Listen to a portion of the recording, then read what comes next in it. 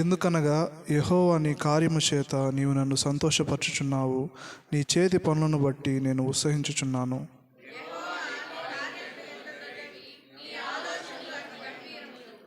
పశుప్రాయులు వాటిని గ్రహింపరు, అవివేకులు వేపింపరు.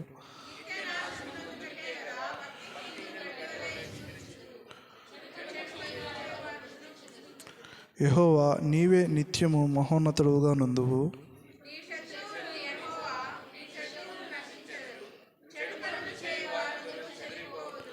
గురుపోతు కొమ్ము వలె నీవు నా కొమ్ము పైకెత్తివి, క్రొత్త తైలముతో నేను అంటబడి తిని.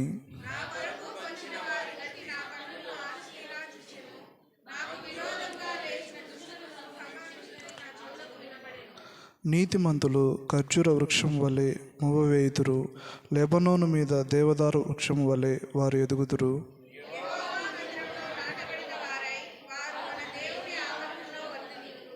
పరిశుద్ధుడును మహోన్నతుడైన నా ప్రియ పరలోకపు తండ్రి, నీ ఘనమైన నామాన్ని బట్టి నేను స్తుతిస్తున్నాను దేవా.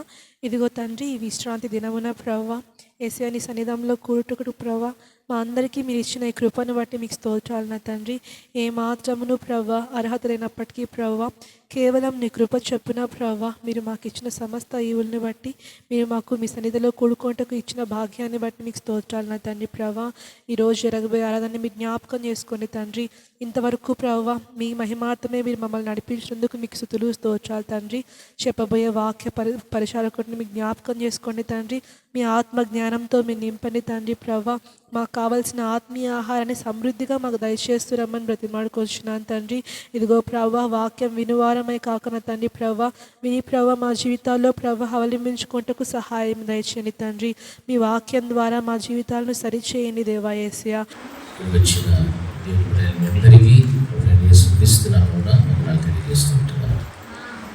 దేవుని యొక్క శాశ్వతమైనటువంటి ప్రేమను బట్టి దేవుడు మనందరినీ కూడా సజీవులకు ఉంచి మరొక విశ్రాంతి దినంలోకి దేవుడు మనల్ని ప్రవేశపెట్టాడు. దాన్ని బట్టి దేవుని నామాన్ని స్తుతిస్తున్నాను. హల్లెలూయా, హల్లెలూయా. దేవుడు గొప్పవాడు. ఆయన మనల్ని ప్రేమించి ఆయన ఉన్నటువంటి మహోన్నతమైనటువంటి స్థలములలో మనల్ని నివసింపచేసుకోవడానికి పరలోక రాజ్యం మనుషులతో కూడా ఉండెను అన్నటువంటి వాక్యపు నెరవేర్పు మన ద్వారా దేవుడు జరిగించుకోవటానికి దేవుడు ఇష్టపడుచున్నటువంటి వాడు. అయితే భూమి మీద ఉన్నటువంటి మనుషుని యొక్క జీవితంలో మనం ఎలా జీవిస్తున్నామో అనేటువంటిది మనం ఆలోచన చేసుకోవాలి. కాబట్టి మానవుని యొక్క జీవితంలో దేవుని కలిగి ఉన్నటువంటి అనాది సంకల్పం, ఆయన యొక్క ఉద్దేశములు, తలంపులు ఏవైతే ఉన్నవో అవి చాలా విలువైనటువంటివి, శ్రేష్టమైనటువంటివి ఆయన తలంపులు. కాబట్టి మనం అందరూ కూడా ఒక రోజున ఎక్కడ నివసించాలి? ఏ రాజ్యమో అక్కడ ఎవరున్నారు? ఇంకెవరున్నారు? ఇంకెవరు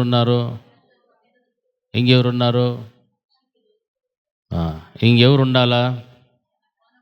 ఎవరుండాలి? ఇంకా అదొకటే కొరతగా ఉంది అక్కడ, అంతే. అన్ని సమృద్ధిగా ఉంది. ఒకటి దేవుని యొక్క ప్రణాళిక, సంకల్పం చొప్పున భూమి మీద నివసిస్తున్న ప్రతి మనుష్యుడు కూడా అక్కడ చేరుకోవాలని అక్కడి నుండి ప్రభుల వారు దిగి వచ్చి మన కొరకు తన ప్రాణం పెట్టి రక్తమును చిందించి ఆ రక్తము ద్వారా మనల్ని కొని కడిగి శుద్ధీకరించి పరిశుద్ధపరచి పవిత్రతలోనికి నడిపించి ఒక రోజున ఆయన ఉన్నటువంటి మహోన్నతమైన స్థలములలోనికి మనలందరినీ కూడా తీసుకొని వెళ్ళటానికి దేవుడు ఆశ కలిగి ఉన్నాడు. హల్లెలూయా. పరిశుద్ధాత్మ దేవుడు ప్రస్తుత దినాలలో మనందరినీ కూడా నడిపిస్తూ ఓ చక్కని సర్వసత్యములోనికి మనం నడిపించేటప్పుడు మన జీవిత విధానము, విధాన శైలి, మన ప్రవర్తన, మన నోటి మాటలు, హృదయ ధ్యానములు అన్నీ కూడా దేవుని దృష్టికి ఎలాగుండాలన్నారమ్మా? అంగీకారముగా ఉండాలి. ఏం డరసక్క? ఎలా ఉండాలా? అంగీకారముగా ఉండాలి. హల్లెలూయా. చర్చ అయిపోయినాక వాడిని తాడుకుంది లెక్క, నువ్వు నన్ను చూడు. హల్లెలూయా, హల్లెలూయా.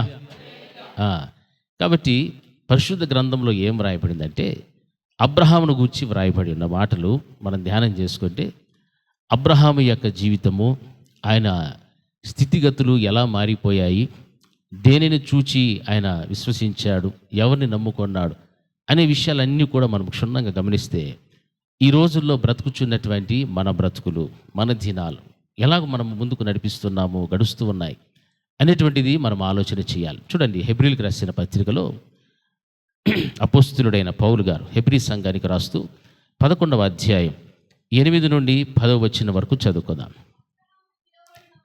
అబ్రహాము పిలువబడినప్పుడు విశ్వాసమును బట్టి ఆ పిలుపునకు లోబడి తాను స్వాస్థ్యముగా పొందనయ్యున్న ప్రదేశమునకు బయలు వెళ్ళెను, మరియు ఎక్కడికి వెళ్ళవలెనో అది ఎరుగక బయలు వెళ్ళెను. విశ్వాసమును బట్టి అతడును అతనితో ఆ వాగ్దానమునకు సమాన వారసులైన ఇస్సాకు, యాకోబు అనువారును గుడారములలో నివసించుచు అన్యుల దేశములో ఉన్నట్టుగా వాగ్దత్త దేశములో పరవాసులైరి. ఏలయనగా దేవుడు దేనికి శిల్పియు నిర్మాణకుడనై ఉన్నాడో పునాదులు గల ఆ పట్టణము కొరకు అబ్రహాము ఎదురు చూచుచూ ఉండెను. హల్లెలూయా, హల్లెలూయా, హల్లెలూయా. అబ్రహాము అక్కడ ఎలా నివసిస్తున్నాడు అనే విషయాలు రాసిపెట్టారు. అబ్రహాము పిలుపును గూర్చి వ్రాయబడి ఉన్నది. అబ్రహాము యొక్క లోబడేతనాన్ని గూర్చి వ్రాయబడి ఉన్నది. అంతేకాదు, అబ్రహాముతో దేవుడు మాట్లాడినటువంటి చేసిన వాగ్దానము, ఆయన స్వాధీనపరుచుకోవడానికి స్వాస్థ్యముగా పొందనై ఉన్నటువంటి దేశమును గురించి మాట్లాడుతున్నారు.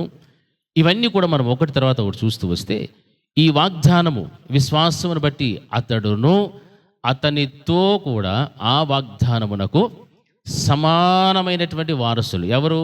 అతని గర్భాన పుట్టిన 2 కుమారులు. హల్లెలూయా.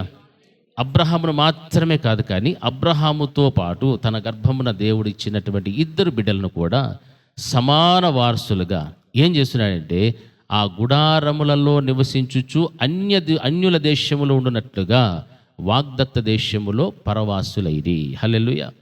వాగ్దాన దేశం దేవుడు చెప్పాడు, వాగ్దాన దేశము నడిపించాడు. అయినప్పటికీ వాగ్దాన భూమిలో వారు ఎలా జీవిస్తున్నారు అంటే పరదేశులై ఉన్నట్టుగా జీవిస్తున్నారు.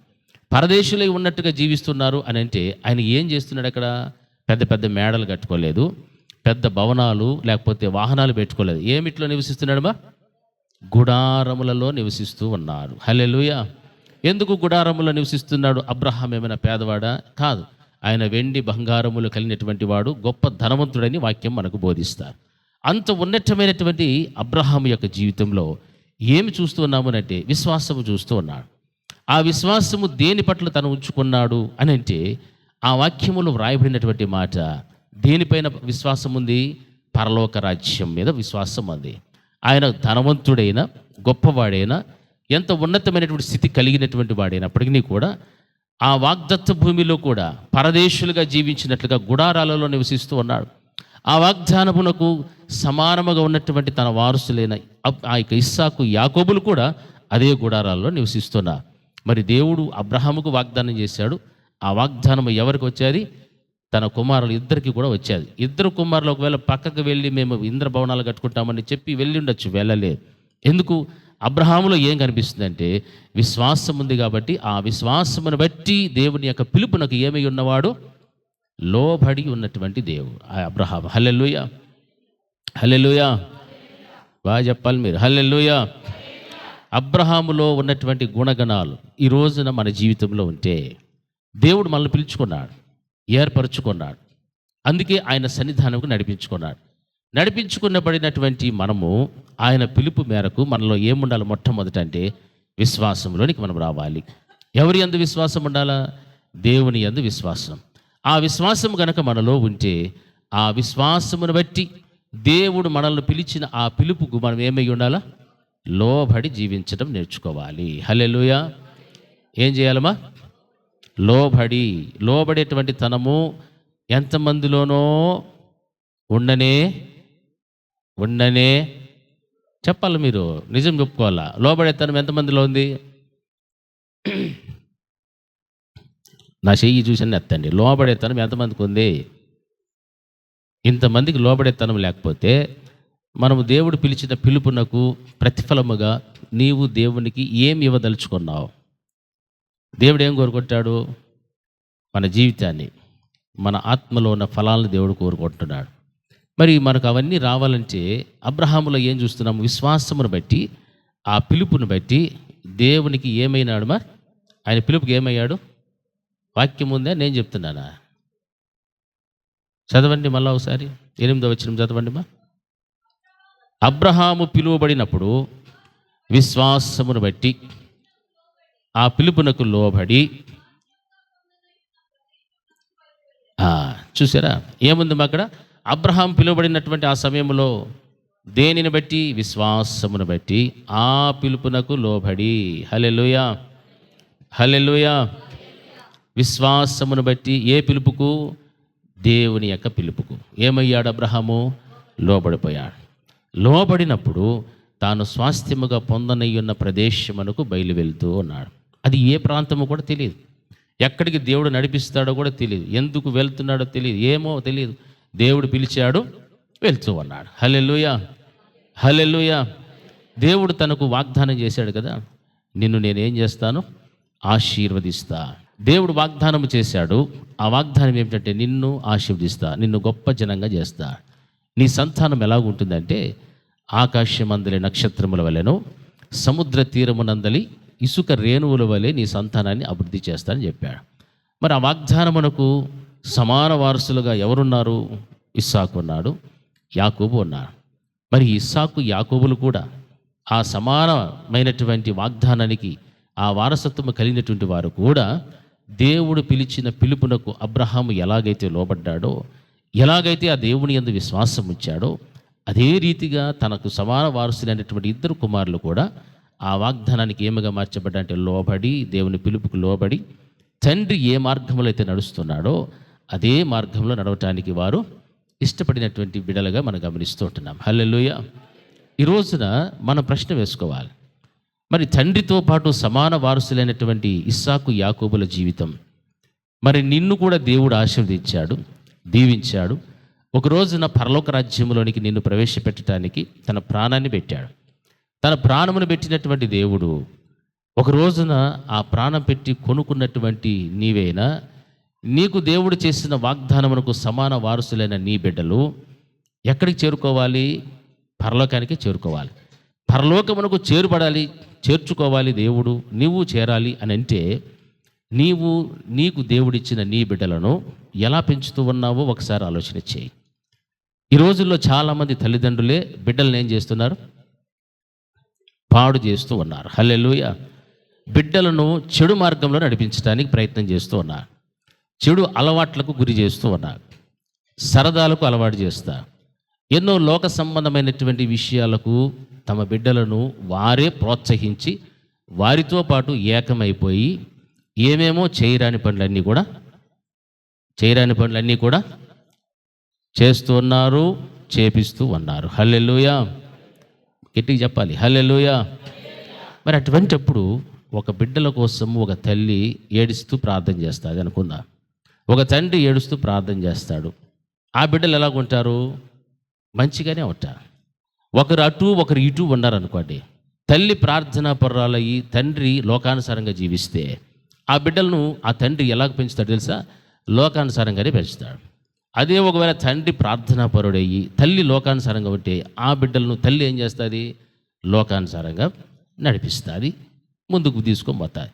వారు ఎదుగుతారు, పెద్దవారు అవుతారు, వారికి జ్ఞానం వస్తుంది, అన్నీ వస్తాయి. ఒక రోజున మా బిడ్డలు మా మాట వినలేదు అని కన్నీరు కార్చి కన్నీరు పెట్టుకొని ఏడ్చుకుంటూ పరిగెత్తుకుంటూ మరలా ఎక్కడికి రావాలి తెలుసా? దేవుని ఎదుగు రావాలి. సంఘ కాపరి ఎదుగు పరిగెత్తుకుంటూ వస్తారు, మా బిడ్డలు చెడిపోయినారు. కారణం ఎవరు తెలుసా? తల్లిదండ్రులే కారకులు. ఏమి వాక్యం సెలవిస్తుందంటే దేవుడు అబ్రహాముకు చేసిన వాగ్దానమును బట్టి అతడును అతనితో ఆ వాగ్దానమునకు సమాన వారసులైన ఇస్సాకు యాకోబును మనం గమనిస్తున్నాం. సమాన వారసత్వం. అబ్రహాముకి ఎంత దీవెన వాగ్దానముతో కూడినటువంటి ఆశీర్వాదాన్ని దేవుడు ఇచ్చాడో ఆ ఆశీర్వాదం ఎవరికి ఇస్తున్నాడు? తన గర్భాన పుట్టిన బిడ్డలకు కూడా సమానత్వముగా ఆ వారసత్వాన్ని ఇస్తూ ఉన్నాడు. మరి ఈ రోజున ఎందుకు బిడ్డలు చెడిపోతూ ఉన్నారు అని అంటే తల్లి తండ్రులే దానికి మూలమైనటువంటి కారకులు. హల్లెలూయా. అవునా కాదా? అవునా కాదమ్మా? ఎన్ని చూస్తున్నాం మనము యూట్యూబుల్లో, చూస్తుంటారు లేదా? సెల్ ఫోన్ అందరూ చూసేవాళ్ళే. ఎన్ని భయంకరమైనటువంటి కిరాతకమైన కార్యాలు మనం చూస్తున్నాం. ఒక తండ్రి కుమార్తెను పాడు చేసినటువంటి రోజులు లేకపోలేదు, లేకపోతే ఒక తండ్రి చెడు మార్గంలోనికి నడిపించేటువంటి వారు లేకపోలేదు, లేకపోతే రకరకములైనటువంటి సమాచారాలు మనం చూస్తున్నాం.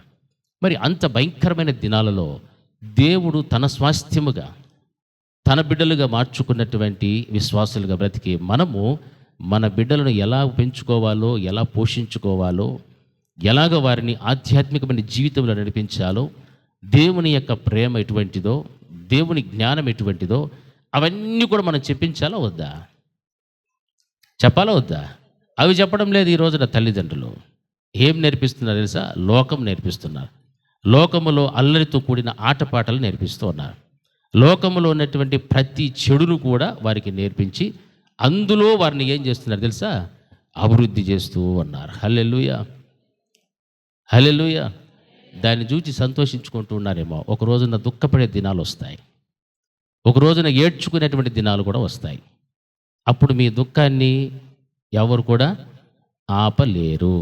ఇది జ్ఞాపకం పెట్టుకొని బ్రతకాల.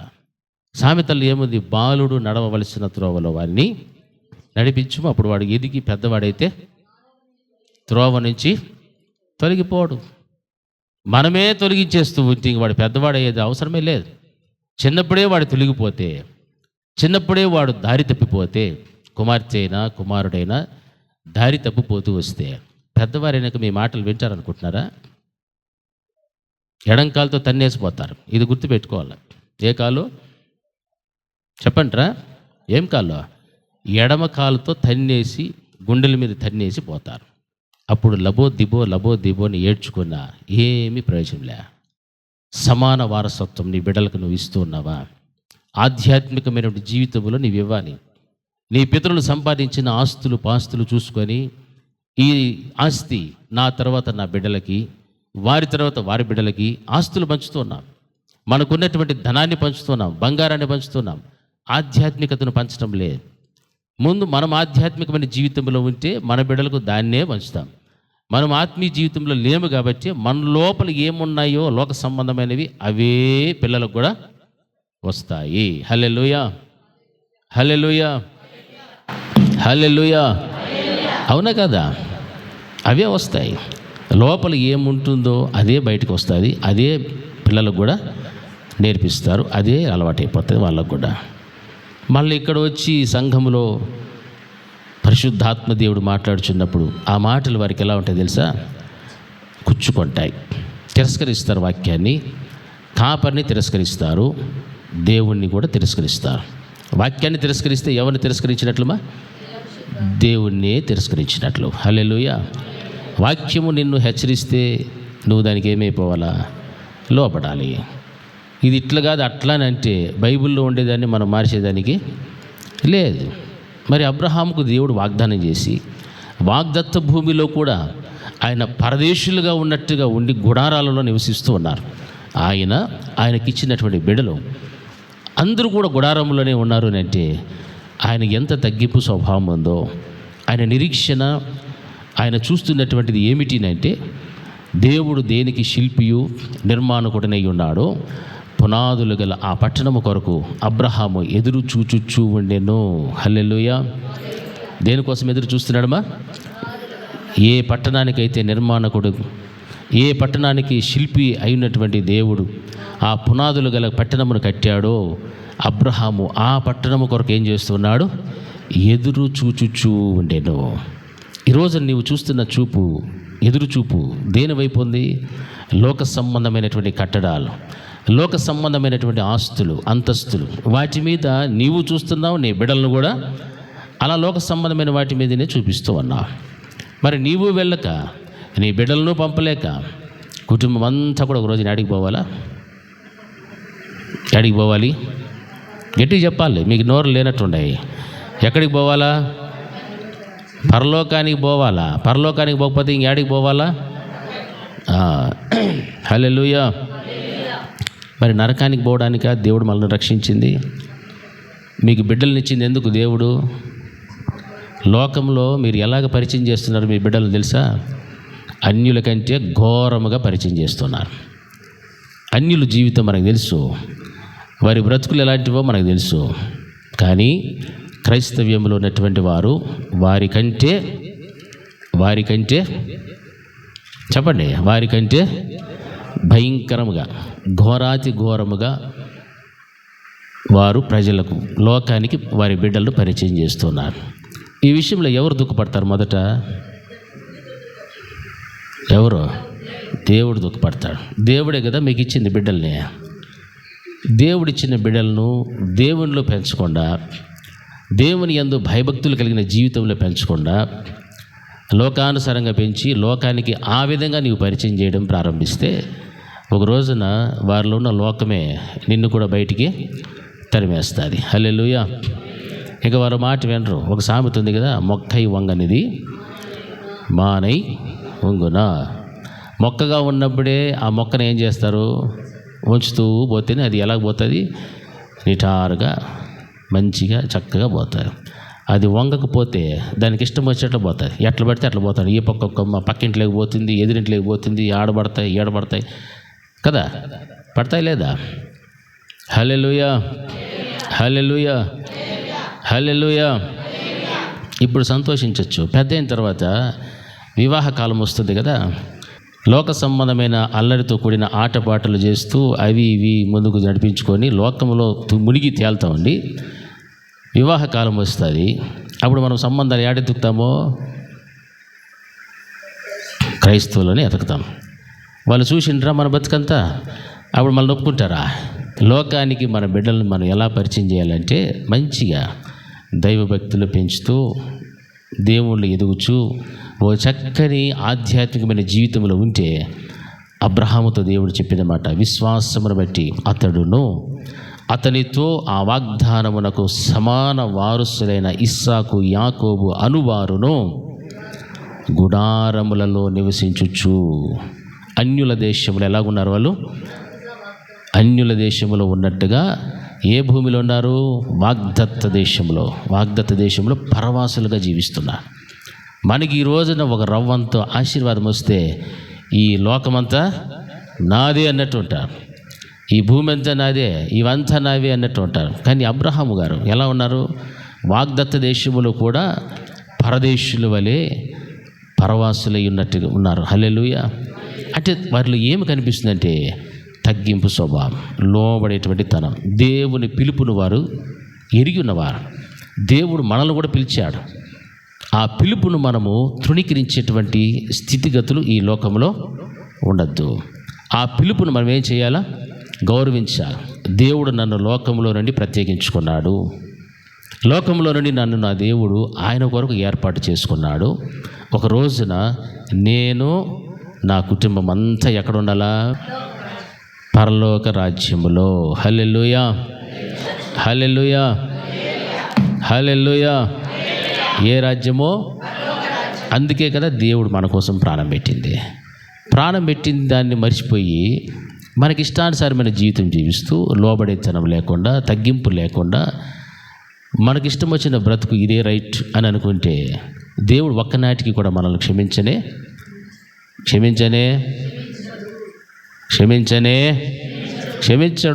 హల్లెలూయా. దేవుని వాక్యము మనకు కఠినంగానే ఉంటుంది. దేవుని యొక్క వాక్యము మనల్ని గుచ్చుకునేటట్లు చేస్తారు. అది ఎందుకు తెలుసా? అది ఏమై ఉన్నది వాక్యం బోధిస్తుంది? 2 అంచులు వాడిగలిగినటువంటి ఖడ్గము. హల్లెలూయా. మూలుగులను, ప్రాణమును, ఆత్మను విభజించుచు అన్నిటినీ కూడా ఏం చేస్తుంది? అది శోధిస్తుంది. హల్లెలూయా. అంటే అన్నిటినీ చెక్ చేస్తుంది. ఏది? దేవుని వాక్యం.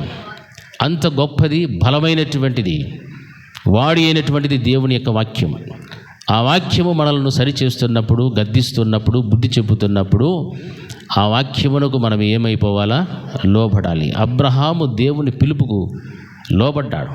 ఆ పిలువబడినప్పుడు విశ్వాసమును బట్టి ఆ పిలుపుకు లోబడ్డాడు అంటే క్రైస్తవుని యొక్క జీవితంలో ఆ లోబడేటువంటి స్థితి రావాలి అని అంటే ఏముండాలి? లోపల దేవుని యందు విశ్వాసం ఉండాలి. ఏముండాలమ్మా? విశ్వాసం ఉండాలా వద్దా? విశ్వాసం దేవుని మీద ఎవరికి ఉండాలా? ఉంటే ఇప్పుడు మీలో ఏముండాలా? అక్కడ రాసిన మాటలు చెప్పండి. ఏముండా? ఇప్పుడు చేతులు ఎత్తండి అమ్మా, మీ బంగారు చేతులు చూపించండి. నాకు లోబడేతనం ఉంది. నీకు నిజంగా దేవుని యందు విశ్వాసం ఉంటే ఆ విశ్వాసమును బట్టి దేవునికి, దేవుని మాటలకు నీవేమైపోవాలా? ఇప్పుడు చెప్పాలా? మీరు లోబడేవారా, లోబడనివారా? లోబడేవారు అందరూ ఒకసారి గట్టిగా హల్లెలూయా. మనకు దేవుని యందు విశ్వాసం ఉంటే ఆ దేవుని పిలుపు బట్టి మనకి ఏమై ఉండాలమ్మా? లోబడే తనం ఉండాలి. ఎన్ని సంవత్సరాలు చెప్పాలి మీకు? లోబడండి, లోబడండి, లోబడండి అని చెప్పినా మనం ఏం చేయమో? లోబడనొల్లని ప్రజలకు ఏమని చెప్పాడు? నేను చెప్పట్లే. ఏడుంది ఆ మాట? బైబిల్లోనే కదా ఉంది. బైబిల్ కాక వేరే బుక్లో లేదు కదా. హల్లెలూయా. ఏముంది మా? లోబడకపోతే వాళ్ళకి ఏమొస్తుంది? శ్రమ వస్తుంది. మరి లోబడనొల్లని ప్రజలకు శ్రమ అని వాక్యం చెప్తే మనలో విశ్వాసం ఉంటే లోబడతాము. మనలో విశ్వాసం ఉంది అని చెప్తున్నారు కానీ క్రియలు లేవు. హల్లెలూయా. విశ్వాసము లేని క్రియలు దేనితో సమానమో? చచ్చిన దానితో సమానం. నీకు విశ్వాసం ఉంది గొప్పగా చెప్పుకోవడం కాదు, క్రియలు కూడా ఉండాలి. ఆ క్రియల్లో మొదటిది ఏమిటంటే లోబడేతనం నీకు ఉండాలి. నీకు విశ్వాసం లేదు, ఉన్నా వ్యర్థమే, ఉన్నా చచ్చిన దాంతో సమానమే. కారణం ఏమిటంటే నీకు ఏమి లేదు? లోబడేతనం లేదు. దేవుడు ఈరోజు నీతో ఏం మాట్లాడాడో ఆ మాటను బట్టి నువ్వు లోబడితివో సరి. లోబడలేదు, నేను నా ప్రవర్తన ఇంతే, నేను ఇట్లే ఉంటాను, నా బిడ్డలను ఇట్లే పెంచుతా, నేను ఇట్లే ఎదుగుతాను, అడ్డంగా పోతాను అంటే దానికి ఎవరు కర్తలు కర్మలు లేరు. హల్లెలూయా, హల్లెలూయా. దానికి కర్త, కర్మ, క్రియ, ఫల అన్నీ కూడా మీరే. హల్లెలూయా. దానికి ఏం ఫలితం వస్తుందో మీకే, దానికి ఏం క్రియలు వస్తాయో మీకే, దానివల్ల ఏం లాభం ఉందో కూడా అంతా మీకే, క్రెడిట్ అంతా మీకే. హల్లెలూయా. దైవ సంబంధమైనటువంటివి మాత్రమే దేవుడు చూస్తాడు తప్ప లోకానుసారంగా బిడ్డలను పాడు చేయొద్దండి. హల్లెలూయా. లోకానుసారంగా బిడ్డలను చెప్పాలా? బిడ్డలను వెనకాల వాళ్ళు ఏం చెప్పట్లే, బిడ్డలను పాడు చెయ్యకూడదు. వాళ్ళని పాడు చేస్తున్నట్టు నువ్వు ఆల్రెడీ పాడైపోయినావు అని అర్థం. అవునా కదా? ఆల్రెడీ పాడైపోయిన బతుకుంటేనే బిడ్డలను కూడా పాడు చేయడానికి హ్యాపీగా అడుగులు ముందుకేస్తారు. అవునా కదా? వారు బాగుంటే వారిలో ఉన్న మంచితనాన్ని బట్టి, భయభక్తులు కలిగిన జీవితాన్ని బట్టి బిడ్డలు వారికి భయపడతారు. వారికి దేవుడు ఏ వాగ్దానం ఇచ్చినాడో సమానమైన వాగ్దానం బిడ్డలకు కూడా దేవుడు ఇస్తాడు. ఆ వాగ్దానము ఏమిటి? ఆ వాగ్దానమును బట్టి అబ్రహాము దేనిని కొరకు నిరీక్షణ కలిగి ఉన్నాడంటే దేవుడు దేనికైతే నిర్మాణకుడు, శిల్పి ఉన్నాడో ఆ యొక్క పట్టణము కొరకు, ఆ పునాదులు కలిగినటువంటి పట్టణము కొరకు ఆయన ఏం చేస్తున్నాడంటే ఎదురు చూచుచూ ఉన్నాడు. ఈరోజున నీవు, నీ కుటుంబము, నీకు ఇచ్చిన భర్త, భార్య, బిడ్డలు అందరూ కూడా ఏ పట్టణానికి కొరకే ఎదురు చూడాలంటే పునాదులు కలిగినటువంటి పట్టణము. హల్లెలూయా. పునాదులు కలిగినటువంటి పట్టణము. ఆయన దానికి నిర్మాణకుడు, ఆయన దానికి శిల్పి అయి ఉన్నటువంటి వాడు.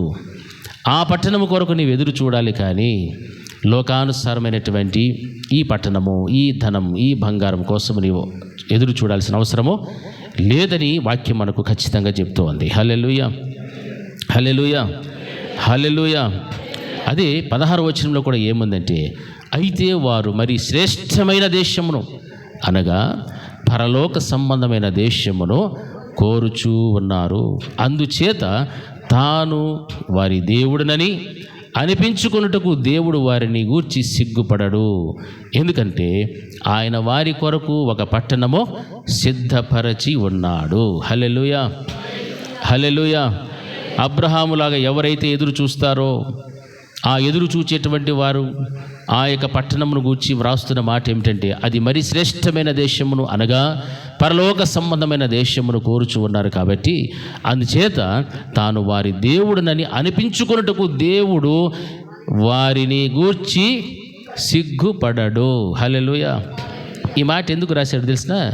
సిగ్గుపడడు అని అంటే కొంతమంది వ్యక్తులను బట్టి, వారి క్రియలను బట్టి, విశ్వాసం లేని జీవితమును బట్టి దేవుడు ఏమవుతాడు?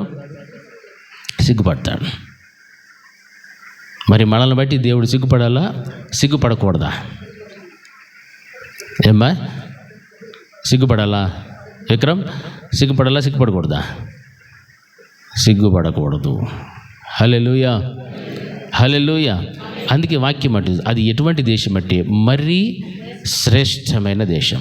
మరి ఇప్పుడున్న ఈ దేశము శ్రేష్టమైందా కదా? ధనవంతులు అడిగితే ఇది మంచిది, బాగుంది, ఇదే స్వర్గము అని అంటారు. అవునా కదా? మంచి భవనాలు కట్టుకుంటారు, మంచి వాహనాలు, తినటానికి మంచి ఆహారము, ధరించడానికి మంచి దుస్తులు, వాడుకోవడానికి డబ్బులు, వేసుకోవడానికి బంగారము, అన్నీ ఉంటాయి కదా. అనుభవించడానికి ఆస్తులు, బిడ్డలు తరతరములు తరగని ఆస్తి, అదంతా ఉంటే అటువంటి ధనవంతులు ఏమంటారు తెలుసా? ఈ లోకము చాలా శ్రేష్టమైగా ఉంది, శ్రేష్టమైనదిగా ఉంది, చాలే నాకు ఇది అని అనుకుంటారు. కానీ దేవుని వాక్యం సెలవిస్తుంది, మరి శ్రేష్టమైన దేశమును అనగా పరలోక సంబంధమైన దేశమును అబ్రహాము, ఇస్సాకు, యాకోబులు కోరుకుంటూ ఉన్నారు. హల్లెలూయా. ఆ కుటుంబం దాన్ని కోరుకుంటోంది. మరి భూమి మీద దేవుని కుటుంబముగా పేలబడుచున్నటువంటి సంఘం, ఆ సంఘములో ఉన్నటువంటి ప్రతి కుటుంబం ఈ రోజున దేన్ని కోరుకుంటుంది? ఇది దేవుని కుటుంబమే అయితే ఈ కుటుంబం అంతా కూడా ఒక రోజున ఎక్కడ చేర్చబడాలా? దేవుని రాజ్యంలోనే చేర్చబడాలి. ఇది దేవుని కుటుంబం అని పిలువబడుతోంది. లోకం సంబంధమైనటువంటి సాతానుని కుటుంబంతో కలవకూడదు. సాతానుని యొక్క ఆలోచనలు, సాతానుని యొక్క క్రియలు వాడు ప్రవేశపెట్టినప్పుడు వాటిలో నుండి మనం బయటికి రావాలి. వాక్యం అదే బోధిస్తోంది. ఇది దేవుని కుటుంబము, దేవుని ఇల్లు. ఈ ఇల్లు అంతటిలో కూడా ఎవరు ఉండాలా? దేవుడు తప్ప ఎవరు కూడా ఉండకూడదు.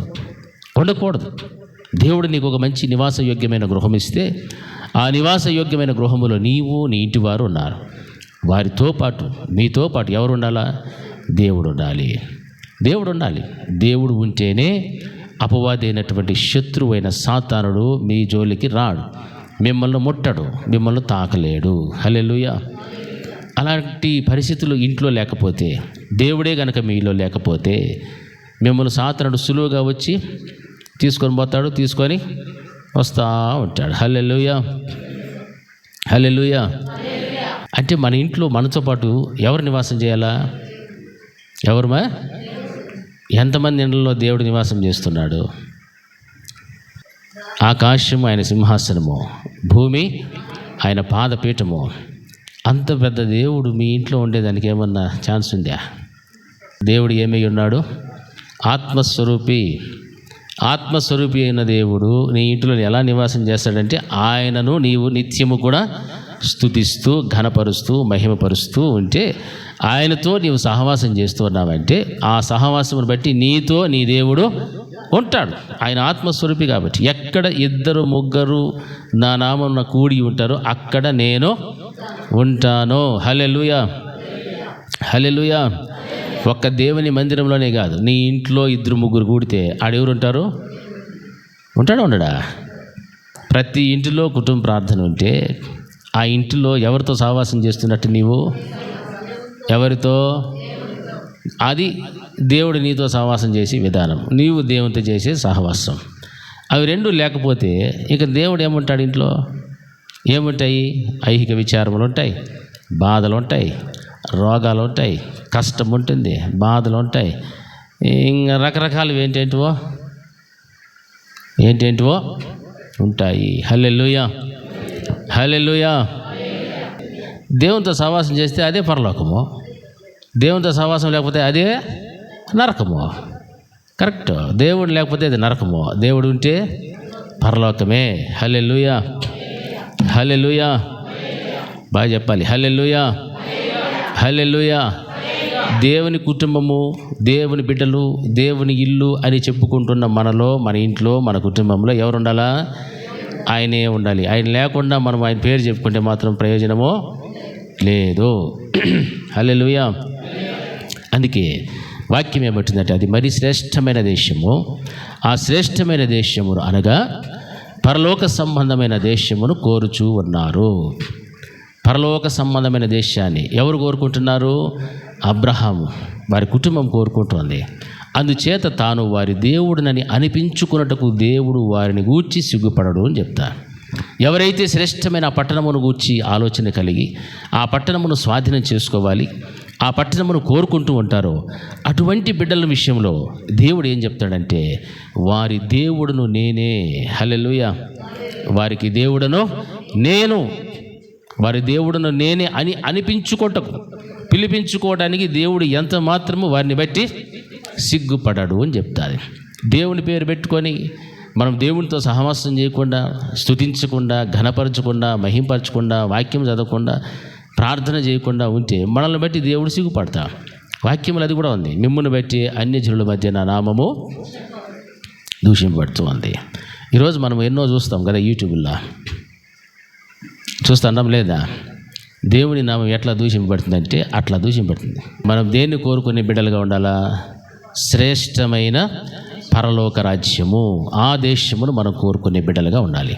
అట్లా కోరుకునేటువంటి నిన్ను బట్టి దేవుడు సిగ్గుపడడు. అంతేకాదు కానీ నీకు నేను దేవుడను అని చెప్పుకుంటాడు. హల్లెలూయా. మీకు నేను దేవుడును అని చెప్పుకుని, ఎందుకంటే మీరు దేని కోరుకుంటున్నారు? మరి శ్రేష్టమైన దేశము పరలోక రాజ్యం, పరలోక సంబంధమైన దేశమును మీరేం చేస్తున్నారు? కోరుకుంటూ ఉన్నారు. ఈరోజు నుంచి మనం ఏం కోరుకోవాలా?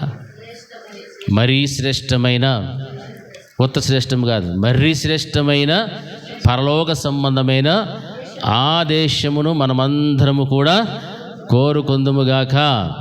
హల్లెలూయా. హల్లెలూయా. ఈ లోక సంబంధమైనటువంటి దేశము మనకు అవసరమే లేదు. మనం అనుభవిస్తున్న ఈ దేశం వంటిది కాదు ఆ దేశము. మనము తింటున్న ఆహారం వంటిది ఆహారాలు అక్కడ ఉండవు. అక్కడ ఆకలి దప్పులు ఉండవు, వ్యాధి బాధలు ఉండవు, ఏమీ ఉండవు. అక్కడంతా కూడా నిత్యము సంతోషమే, సమాధానమే, బంగారు వీధులు. అందులోనికి మనం అందరం కూడా ఏమవ్వాలమ్మా? ప్రవేశించడం మన యొక్క ఎదురుచూపులై ఉండాలి. హల్లెలూయా. అలా ఎదురు చూచేవారు ఎలా ఉంటారు? భూమి మీద బ్రతుకున్న కాలంలో దేవుని కట్టడలు, ఆజ్ఞలు, శాసనములు ఏవైతే ఉన్నావో వాటన్నిటినీ కూడా తూచా తప్పకుండా పాటిస్తూ ఉంటారు. పరలోక రాజ్యం మీద ఆడిపోతాంలే మనమంతా అని అనుకుంటే ఇక్కడ ఏమీ కూడా చేయరు. విశ్వాసం ఉండదు, లోబడితనం ఉండదు, వాక్యాన్ని బట్టి జీవించరు. ఆ పరిశుద్ధమైన మరి శ్రేష్టమైన పరలోక సంబంధమైన పట్టణమును గూర్చి ఎదురు చూడరు, నిరీక్షణ ఉండదు, ఏమీ ఉండదు. వారికే కాదు, వారికి దేవుడిచ్చిన బిడ్డలకు కూడా దేవుడిచ్చిన వాగ్దానాన్ని పోగొట్టుకుంటారు. ఆ వాగ్దానం ఎటువంటిదంటే విశ్వాసమును బట్టి అతడును అతనితో ఆ వాగ్దానమునకు సమాన వారసులైన ఇస్సాకు, యాకోబులను వారు అన్యుల దేశములు ఉన్నట్టుగా వాగ్దత్త దేశములు పరవాసులై ఉండిరి. ఈ మాటలు మనం గమనిస్తున్నప్పుడు వారు పరవాసులుగా ఎందుకున్నారంటే వారి చూపు ఎక్కడుంది? మరి శ్రేష్టమైన పరలోక సంబంధమైన దేశము. హల్లెలూయా. హల్లెలూయా. మరీ శ్రేష్టమైన పరలోక సంబంధమైన దేశం. ఆ దేశంలోనికి మనమందరము కూడా వెళ్ళిపోవాలి. హల్లెలూయా. ఆ విధముగా మన ఆధ్యాత్మికమైన జీవితమును అభివృద్ధి చేసుకుంటూ వస్తే అబ్రహాము దేవుని పిలుపునకు లోబడినట్టుగా విశ్వాసమును బట్టి మనము కూడా దేవుని పిలుపుకు లోబడి ఆయన చేసిన వాగ్దానమును సమాన వారసులైన నీ బిడ్డలతో కూడా నువ్వు దేనికోసం ఎదురు చూస్తావు? మరీ శ్రేష్టమైన దేశం అనగా పరలోక సంబంధమైన పునాదులు కలిగినటువంటి పట్టణము కొరకు నీవు ఎదురు చూస్తూ ఉన్నప్పుడు ఒక రోజున దేవుని రెండవ రాకడ వచ్చినప్పుడు ఆ రెండవ రాకడలో నీవు, నీ ఇంటివారు, మనమందరము కూడా ఎత్తబడటానికి దేవుడు మనకు కృప చూపెట్టగలుగుతాడు. హల్లెలూయా. ఆ కృప దేవుడు మనందరి కుటుంబాలకు అనుగ్రహించునుగాక. ప్రార్థన చేసుకుందాం. అందరూ కూడా తల వంచి మోకరించడానికి వీలున్న బిడ్డలందరూ కూడా మోకరించి ప్రార్థన చేద్దాం. మహోన్నతుడైన మా తండ్రి, మీకు స్తోత్రములు చెల్లిస్తూ ఉంటున్నాం. మీ యొక్క అమూల్యమైన జీవపు మాటలతో నన్నును మమ్మల్ని మీరు దర్శించినందుకు మీకు స్తోత్రాలు. అబ్రహామును మీరు పిలిచినప్పుడు విశ్వాసమును బట్టి మీ పిలుపుకు లోబడ్డాడు. లోబడినటువంటి వ్యక్తిని ప్రభా మీరు ప్రేమించి మీరు వాగ్దానము చేసినటువంటి దేవుడు. విశ్వాసమును బట్టి అతడును అతనితో ఆ వాగ్దానమునకు సమాన వారసులైన ఇస్సాకు యాకోబులు కూడా దేవా వాగ్దత్త భూమిలో ఆ దేశములో పరదేశుల వలె గుడారములో నివసించారు. అంటే వారిలో ఎంతో తగ్గింపు స్వభావం కనిపిస్తోంది. వారు ఎదురు చూస్తున్నటువంటిది పునాదులు కలిగిన పట్టణం, మరి శ్రేష్టమైన దేశం, పరలోక సంబంధమైనటువంటి పట్టణం కొరకు ఎదురు చూస్తున్నారు. అటువంటి వారిని ఉద్దేశిస్తూ నేను మీకు దేవుడినని చెప్పుకునే విషయంలో నేను సిగ్గుపడనని చెప్పాడు. మరి ఈ రోజున మా కుటుంబాలను బట్టి మమ్మల్ని బట్టి నాయన మీరు సిగ్గుపడకుండా మేమందరము మరి శ్రేష్టమైన ఆ యొక్క దేశమును పరలోక సంబంధమైన రాజ్యమును స్వతంత్రించుకునేటువంటి దిశలో ప్రయాణిస్తూ దానివైపు మా యొక్క దృష్టిని ఉంచేటువంటి కృప మా అందరి కుటుంబాలకు బిడ్డలకు మీరు దయచేయమని ప్రార్థిస్తున్నా. నీ కృపలో మమ్మల్ని జ్ఞాపకం చేసుకునమని యేసు నామములో ప్రార్థించి వేడుకుంటున్నాము తండ్రి. ఆమేన్, ఆమేన్. నా ప్రాణమా యెహోవాను సన్నిధించుము.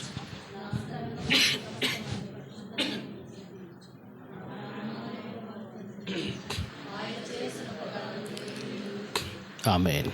మన తండ్రి అయిన దేవుని ప్రేమయు ఆయన కుమారుడైన యేసుక్రీస్తు యొక్క కృపయు పరిశుద్ధాత్మ దేవుని యొక్క అన్యోన్య సహవాసం ఇప్పుడు ఎల్లప్పుడూ నిత్యం నిరంతరం సదాకాలం ఆయన కృపా సమాధానం మనకు మన కుటుంబములకు తోడే ఉండి నడిపించునుగాక. ఆమేన్, ఆమేన్. అందరికీ వందనాలు.